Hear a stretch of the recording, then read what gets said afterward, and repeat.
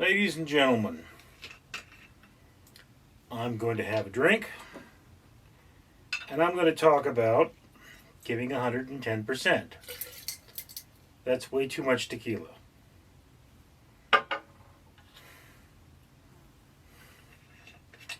Stuff even smells low quality.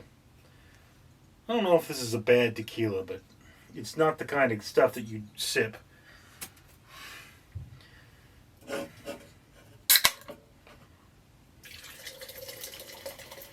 There's two kinds of tequila. There's sipping tequila and there's mixing tequila. If you take a shot of it and your stomach hurts, it's mixing tequila.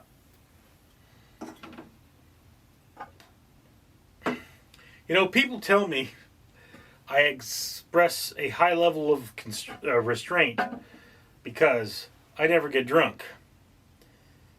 But then,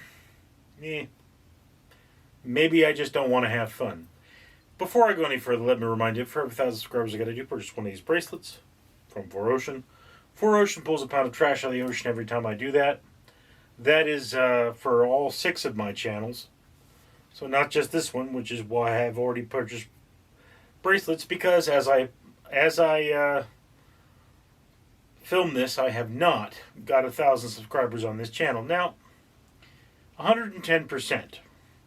Can I, for example, drink 110% of this soda? No, I can only drink 100% of this soda. And in fact, I don't think I can even do that. Maybe 99.99%, but no matter how much I get out of this can, there's still a little bit left in there. Now maybe if I poured water into the can or poured something else into the can, I could get the last of the soda out and then drink that, but what would be the point? So, you know, you say, well, how can you give 100%? Or how can you give 110%? Now this is a sports thing. And when they say give 100%, they mean, you know, push yourself as hard as you absolutely can. But what does it really, I mean, we all remember, or at least a lot of us remember, a motorcycle, I think, starting up. That's what I'm hearing. King of the Hill, you know, Hank Hill or whatever his name is goes up to his son Bobby and says, you want to give 110%? And Bobby says, well, I mean, if I give 120%, then I'll be giving more than it. It's like, and then he goes, just do your best. So what does it mean to give 110%? You know, that's that question. What do we mean when we say that? And, you know, I've kind of come up with an answer. It's one of those thoughts that kind of pumps through your head when you're sitting there at work, staring into the darkness and wishing you had something better to do with your life. And, you know, if I went to the gym, I once did what's called a pyramid routine. Okay, it was bench press, and every set of reps I would drop the weight by 5 pounds. So I was dropping the weight very, very slowly and doing a lot of reps. And when I was done, I couldn't lift the bar. Okay, I had perfectly ripped my muscles.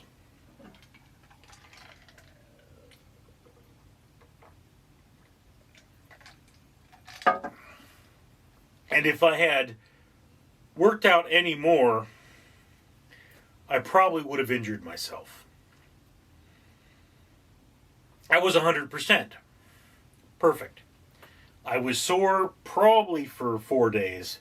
I don't remember, but I remember the next day I was sore, but I was so perfectly sore that I could feel the individual muscles in my chest and I could begin to move them individually, which is probably how we got the whole pecs dancing thing. And that was just one of those things that I had used these muscles to their extent. Now, if I had given 110%, I would have hurt myself. If I had tried to keep going beyond that point, I would have hurt. And there was one time, I remember I did something called a dragon walk, which is you touch your knee to your ankle, the knee of one leg to the ankle of the next leg, as you walk. And I did this for a long time. I was on a 12-hour shift, and I think I did this all night. And I was sore for weeks. This was probably more than 100% because it inhibited me from my next workout. It was such a complete and total workout. I don't think I got stronger in the end. I think I just got weaker. And that's one thing with 110% is like, yeah, Arnold Schwarzenegger used to go to the gym 3 times a day. And he could pump that iron. And this other dude came out and said, you know, I'm going to go with Arnold and I'm going to work out with him and I'm going to pump that iron 3 times a day. And he started losing muscle mass because he was just breaking himself down. So in terms of training, giving 100% means doing as much as you possibly can without losing performance. It's like, you know, if you try to run a marathon every day, eventually your legs are just going to give out on you. You're going to break down muscle, not build it, because your body needs time to recover. So in training, you never give 110%. You give 100% or close there to it. You don't give, like, I think I can give a little bit more, but you might hurt yourself. Well, you probably shouldn't hurt yourself because hurting yourself is bad. But in terms of game day, one of the things that football coaches are known to tell their players is you play so hard they lose their next game, which means you hurt them. You are playing to hurt this team. Of course, if you do that, you also may play so hard that you lose your next game because you've been injured. But, you know, like football is one of those things where a lot of people wind up playing with an injury. That's kind of what the game, because it's a high contact sport. But that's what 110% means in terms of performance, is you push yourself so hard that you can't do the same thing the next day. You know, or a week later maybe, depending on what you're doing. Like, if I were to push myself as hard as I could in a 24-hour period, okay, I start at midnight and I start making my videos or whatever it is I do, and I work until the next midnight. All right, you gave 100% of that day, but now you're going to need to sleep, and you're going to have to spend more time sleeping the next day in order to get back to where you can perform just as well.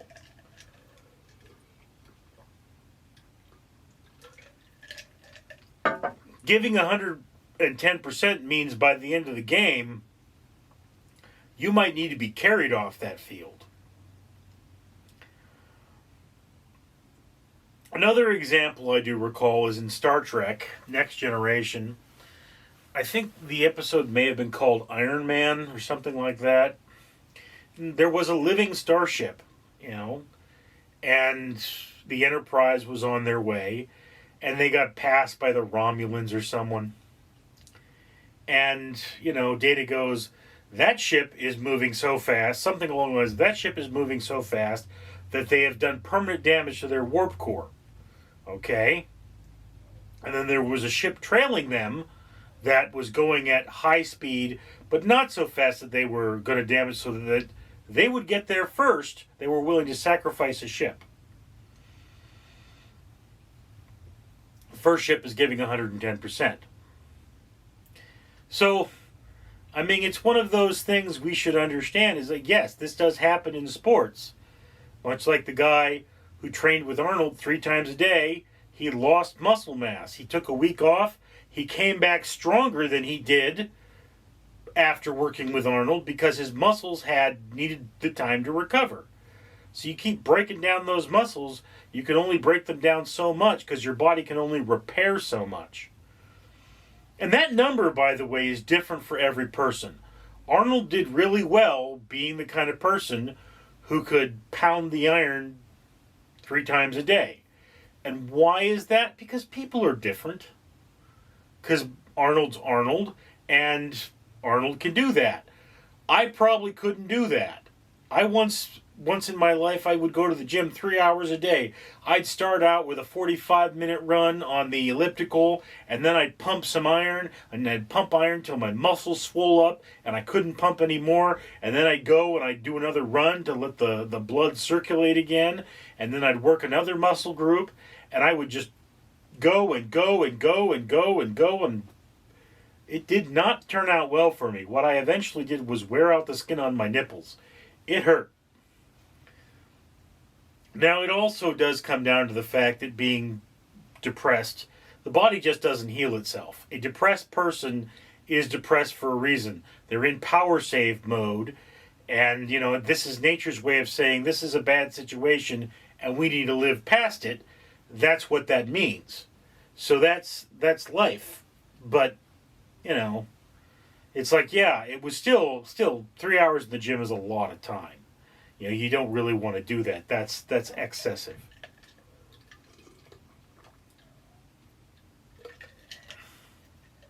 Spiced Coke goes really well with tequila, by the way. Goes really well. I mean, I have to admit, this is good. Works perfectly together. So that's basically... it's a philosophical argument. There is no definitive yes or no you can give 110%.